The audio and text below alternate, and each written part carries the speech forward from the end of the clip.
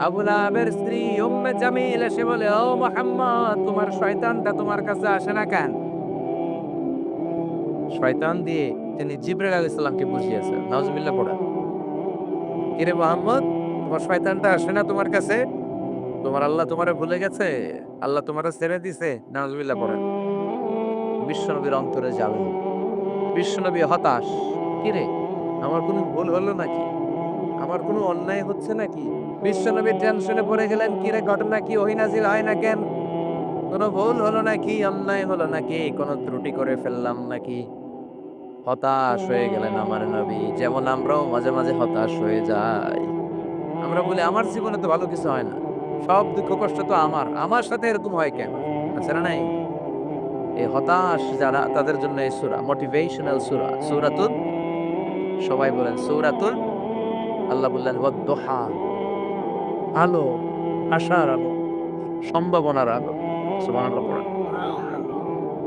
বিশ্বনবীকে আশা জাগানোর জন্য, বিশ্বনবীকে আশ্বস্ত করার জন্য, বিশ্বনবীকে সাপোর্ট করার জন্য, বিশ্বনবীকে জানিয়ে দেওয়ার জন্য আল্লাহ সূরাটা নাজিল করলেন ওয়াদ-দুহা ওয়াল-লাইলি ইযা সাজা মা ওয়াদ্দাআকা রাব্বুকা ওয়া মা ক্বালা ওয়ালাল-আখিরাতু খায়রুল লাকা মিনাল উলা ولسوف يعطيك ربك فترضى সুবহানাল্লাহ পড়েন।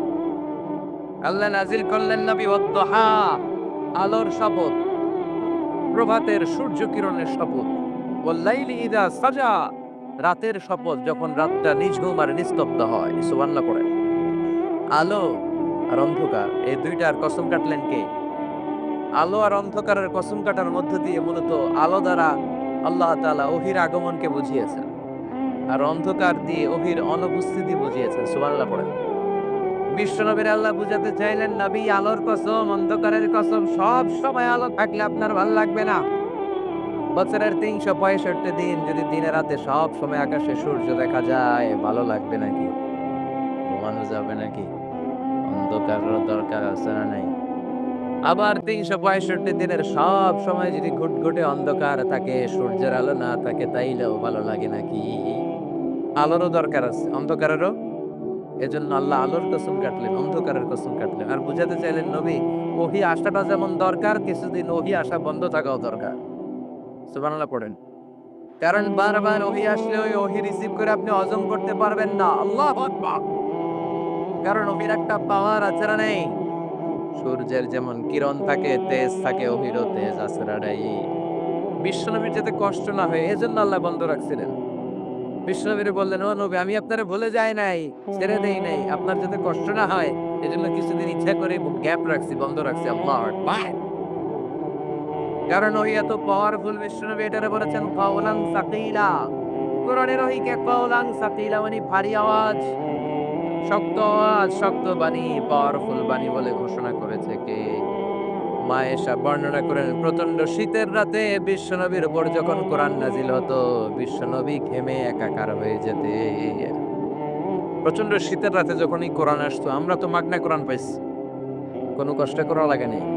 বিশ্বনবী শীতের রাতে যখন এই কোরআন রিসিভ করত, বিশ্বনবীর হাত্তা ইয়াতাফাসসাদু জাবিনাহু আরাকান, এই থুতনি দিয়ে দাড়ি বেয়ে ঝরঝর করে ঘাম ঝরতো।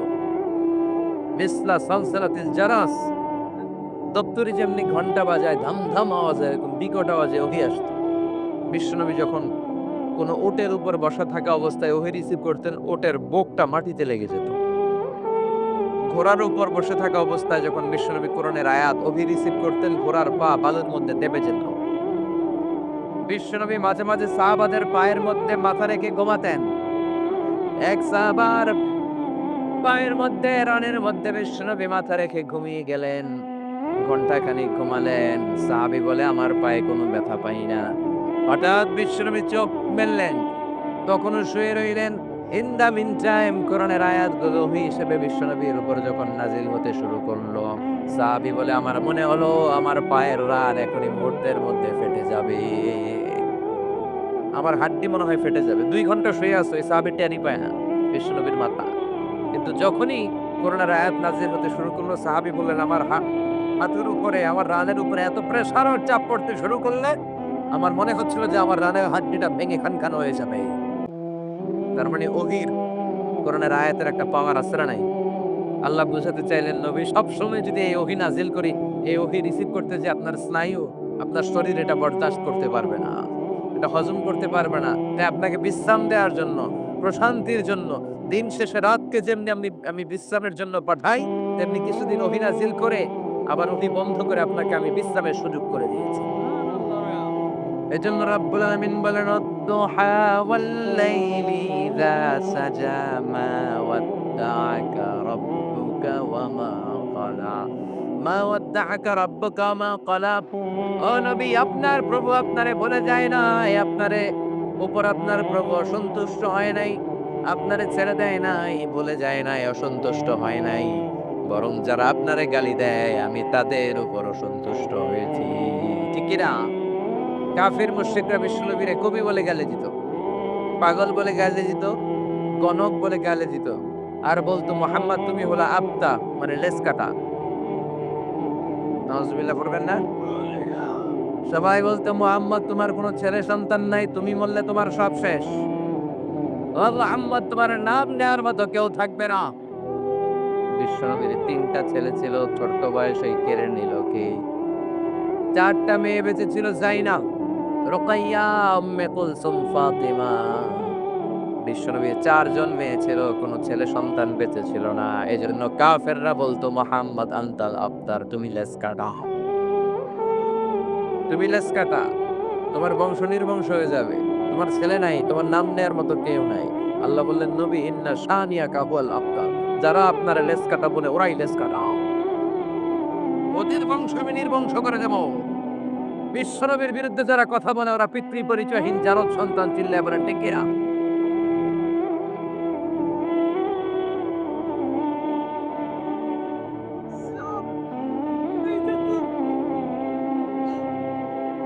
বিশ্বনবীর সম্মান, ইটস অ্যান এক্সক্লুসিভ ইস্যু। এই ইস্যুতে কোনো বিএনপি নাই, আওয়ামী লীগ নাই, জামাত ইসলাম নাই, জাতীয় পার্টি নাই, হেফাজত ইসলাম নাই। কথা কন। কোন পীরের মুরিদ আমরা বুঝি না, কোন তাবলিগ জামাত বুঝি না, বিএনপি আওয়ামী লীগ বুঝি না। বিশ্বনবীর সম্মান নিয়ে কটূক্তি করলে ওকে ছেড়ে দেওয়া হবে না, চিল্লায় করে দিক। গোটা বাংলার মুমিন একসাথে থাকবে। কথা কন। কারণ এই নবী আমার জন্য কেঁদেছে দুনিয়ায়, এখনো শুয়ে শুয়ে কাঁদে তার কবরে। এই নবীর সুপারিশ ছাড়া আমার জান্নাতে ঢোকা কঠিন হয়ে যাবে। এজন্য এই নবীর সাথে বেয়াদবি করলে ওরে বরদাস্ত করা হবে না, চিল্লায় বলেন ঠিক ঠিক। এজন্য আল্লাহ ডেকে বললেন, নবী, মা ওয়াদ্দাআকা রাব্বুকা ওয়া মা ক্বালা, আপনার প্রভু আপনারে বলে যায় নাই, ছেড়ে দেয় নাই। ওরা আপনারে বলে লেস কাটা, নির্বংশ, বরং যারা আপনারে লেস কাটা বলে গালি দেয় তারাই লেস কাটা, ওরাই লেস কাটা, ওরাই লেস কাটা। ওদের বংশ আমি নির্বংশ করে দিব। কিন্তু বিশ্বনবীর নাম, নিশানা, প্রশংসা কিয়ামত পর্যন্ত আছে না নাই? As a father, as a teacher, as a leader, as a commander, as a reformer of the society, Muhammad is the superman of the world. স্বামী হিসেবে, বাবা হিসেবে, নেতা হিসেবে, নবী হিসেবে মুহাম্মদ সাল্লাল্লাহু আলাইহি ওয়াসাল্লাম হচ্ছে এই পৃথিবীর একজন সুপারম্যান। আল্লাহু আকবার পড়েন। এজন্য এই নবীর সাথে কারো কোনো তুলনা চলে? এরপর আল্লাহ বললেন, নবী, ওয়ালাল আখিরাতু খায়রুল লাকা মিনাল উলা। ও নবী, দুনিয়া দুনিয়া করা যাবে না, দুনিয়াটা হলো একেবারে ক্ষণিকের, আখিরাত হলো স্থায়ী। সুবহানাল্লাহ পড়েন। আখিরাত আপনার জন্য শ্রেষ্ঠ। বাল তুসিরুনাল হায়াতাদ দুনিয়া ওয়াল আখিরাতু খায়রুন ওয়া আবকা। এই পৃথিবীর অনেকে দুনিয়া দুনিয়া করে, দুনিয়ার জন্য পাগল, দুনিয়া নিয়ে টেনশন, দুনিয়া নিয়ে চিন্তা, আখিরাত নিয়ে কোনো ভাবনা নাই। আল্লাহ ডেকে বলে, ও দুনিয়ার মানুষ, এই দুনিয়াটা স্থায়ী নয়, আখিরাত হলো স্থায়ী। স্থায়ী কি দুনিয়া না আখিরাত? কথা বলেন। কবরে যাওয়া লাগবে কি লাগবে না? কবরে যাবেন না, কে কে হাত তোলেন? হাত তুলুক কা? একদিন মাটির ভেতরে হবে ঘর রে মন আমার, কেন বান্ধ দালান ঘর, প্রাণ পাখি উড়ে যাবে পিঞ্জর ছেড়ে। এ, এ, এ, ধরা ধামে সবই রবে, তুমি যাবে চলে। বন্ধু বান্ধব যত, মাতা পিতা দ্বারা সুত, সবই হবে তোমার পরে। মন আমার কেন বান্ধ দালান ঘর, একদিন মাটির ভেতরে হবে ঘরে। মন আমার কেন বান্ধ দালান ঘর। চিল্লায় বলেন ঠিক কিনা? মক্কার জমিনে থাকাটা বিশ্বনবীর জন্য দুষ্কর হয়ে যায়, মদিনার জমিনটারে বিশ্বনবীর জন্য ব্যবস্থা করে দিল কে? বিশ্বনবী মক্কা থেকে মদিনায় হিজরতে চলে যায়। মদিনায় যে খেলে আনন্দ আর আনন্দ, তার মানে যেখানেই বিশ্বনবীর কষ্ট ওইখানে আল্লাহ আছে না নাই? তার মানে সূরা দোহা দিয়ে আল্লাহ বুঝাতে চায়, নবী হতাশ হবেন না, নিরাশ হবেন না, হাল ছাড়বেন না, ভরসা রাখেন কার উপর? চিল্লায় বলেন কার উপর? বিশ্বনবী হিজরত করে মক্কা থেকে মদিনায় গেলেন। যাওয়ার সাথে সাথে কেবলাকে চেঞ্জ করে দিল কে? এতদিন বিশ্বনবী আল কাবা, বাইতুল্লাহর দিকে হয়, টু দ্য ডাইরেকশন অফ কাবা তিনি নামাজ পড়তেন। মদিনায় যাওয়ার সাথে সাথে আল্লাহ বললেন, নবী ইহুদিরা যেদিকে নামাজ পড়ে আপনি ওদিকে নামাজ পড়েন, বাইতুল মুকাদ্দাসের দিকে। 16 মাস, কোন বর্ণায় এসছে 17 মাস বিশ্বনবী ইহুদিরা যেদিকে সালাত করে ওইদিকে সালাত করলেন। কিন্তু বিশ্বনবীর অন্তরটা ভালো লাগে না।